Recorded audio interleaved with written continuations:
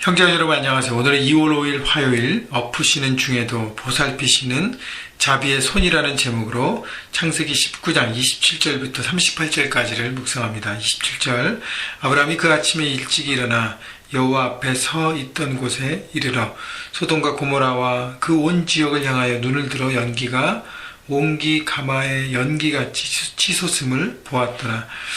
자, 아브라함이 중보기도를 했던 소돔 땅을 위해서, 조카 롯을 위해서 하나님 앞에 매달리면서 50명, 45명, 40명 6번이나 간절히 중보기도했던 그 자리에 다시 그 다음날 아침에 일어나서 옵니다.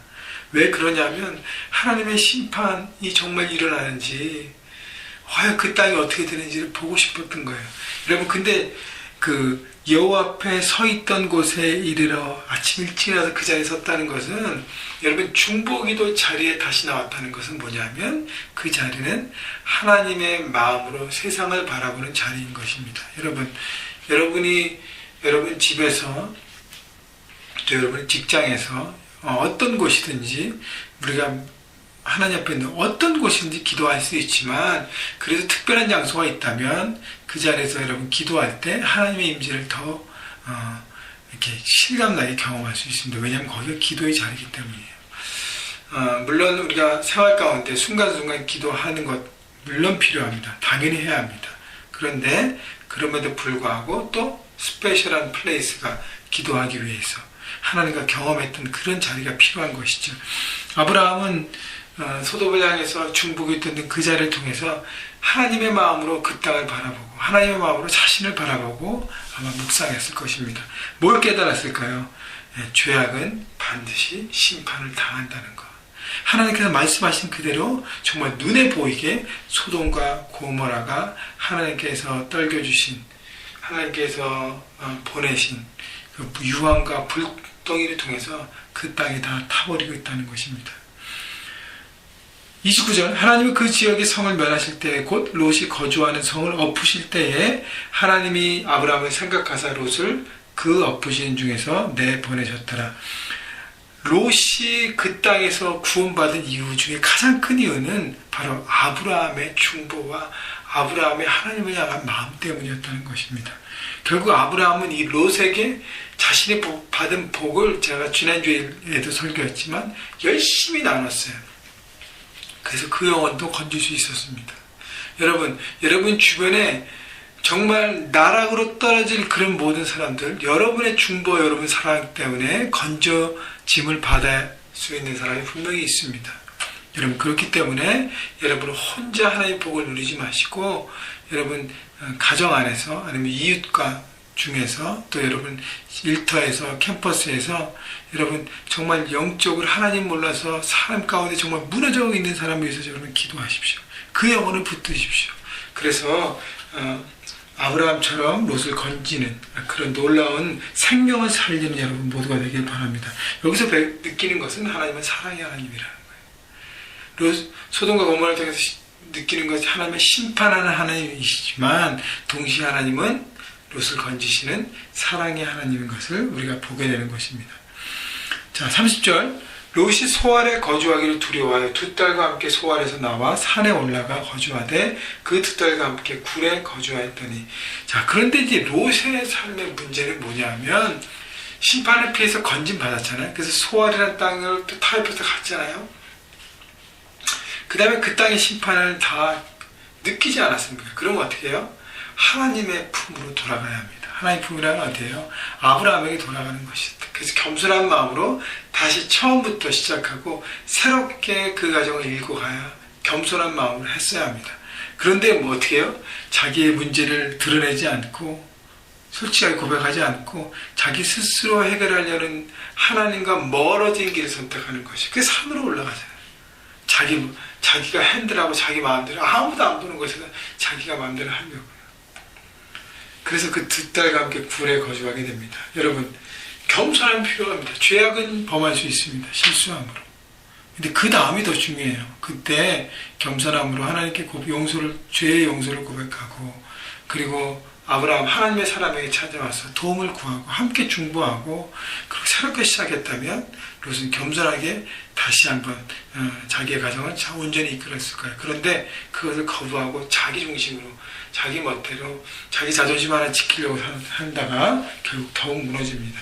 31절 큰딸이 작은딸에게 이르되 우리 아버지는 늙으셨고 온 세상의 도리를 따라 우리의 배필될 사람이 이 땅에 없으니 우리가 우리 아버지에게 술을 마시게 하고 동침하여 우리 아버지로 말미암아 후손을 이어가자 하고.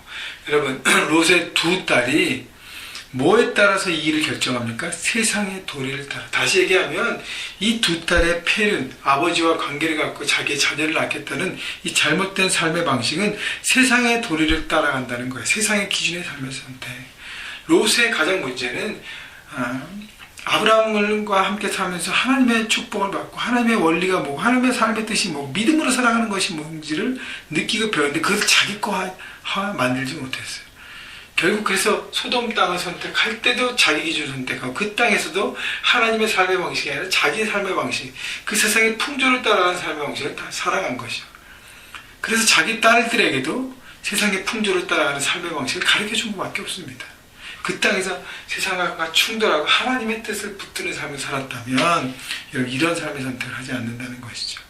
그래서 결국 롯의 실패는 자녀들에게 선한 영향력을 미치지 못해서 자녀들이 잘못된 삶의 방식을 선택합니다.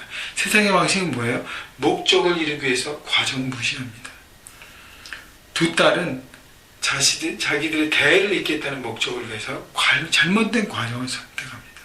아버지에게 오히려 얘기했어요. 아버지 이제 차라리 아브라함 우리 할아버지한테 도움을 구하든가 새롭게 바닥부터 시작하십시다. 그리고 하나님의 뜻을 구하고 새로운 삶을 시작해야 되는데 그렇게 안 하는 것이죠. 쉽고 그냥 쉽게 얻어지는 잘못된 삶의 방식을 선택합니다. 그래서 33절, 34절, 35절 어떻게 해요? 두 밥을 정하고 첫 번째 밤에는 큰딸이 아버지의 술을 먹이고 동침하고 그 다음에는 둘째 딸이 아버지에게 술을 먹이고 동침해서 결국 자녀를 낳습니다.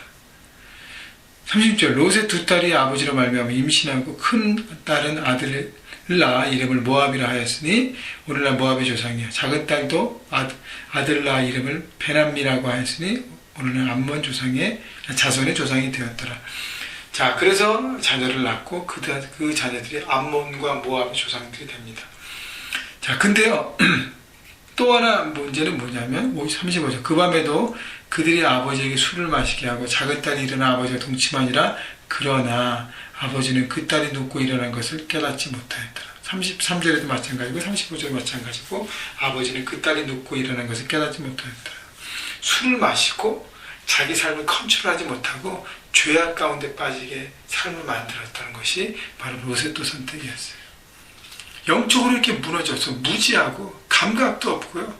결국 그래서 소돔 땅에 살아가면서 결국 죄악을 물들기 시작하고 세상의 방법을 선택하면서 결국 이런 폐륜까지 저지르는 엄청난 죄악으로 자기 삶을 마무리합니다. 여러분, 잘못된 삶의 방식을 선택해서 넘어지고 무너질 수 있습니다.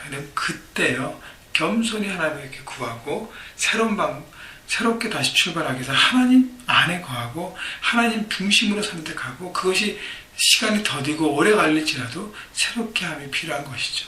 겸손함이 필요합니다. 여러분, 그렇게 온전히 서갈 때 하나님의 방법으로 새롭게 일어나지 이런 목적을 위해서 잘못된 수단과 방법을 가리지 않고 선택하고 세상의 도리를 따라가면 결국 무너진 삶을 산다는 것을 여러분 보시고요. 그래서 하나님의 말씀이 내 삶에 얼마나 영향력이 있는가가 얼마나 중요한지 모릅니다. 그래서 매일매일 여러분 말씀 묵상 클리큐티라는 것이 중요해요. 말씀으로 내 삶의 그 기준을 다시 한번 돌아보는 것입니다. 여러분, 그렇게 온전하게 살아갈 때 여러분을 만나는 모든 사람들에게 그것이 육적인 자녀든 영적인 자녀든 선한 영향력을 발휘하게 하고 그들도 온전히 생명 안에서 살아가게 하는 삶이 될 것입니다. 여러분, 삶의 바른 선택을 통해서 여러분 복을 나누는 축복의 통로들로 또 한 주간 살아가시기를 주님의 이름으로 축원합니다.